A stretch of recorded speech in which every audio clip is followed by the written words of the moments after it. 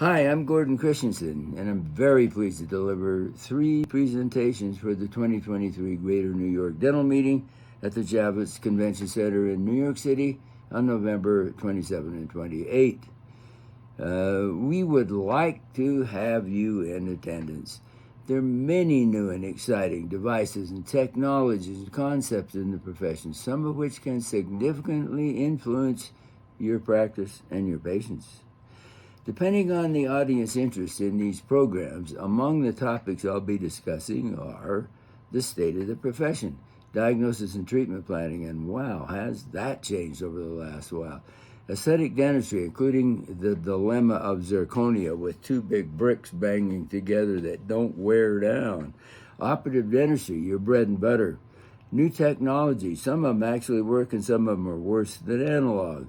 3D printing and selective laser melting of metal, making partial dentures. You may not even know that's happening.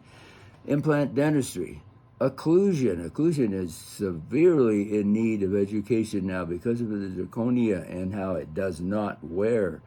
Implant dentistry. Radiology. Practice management. You may register by going to GNYDM.com.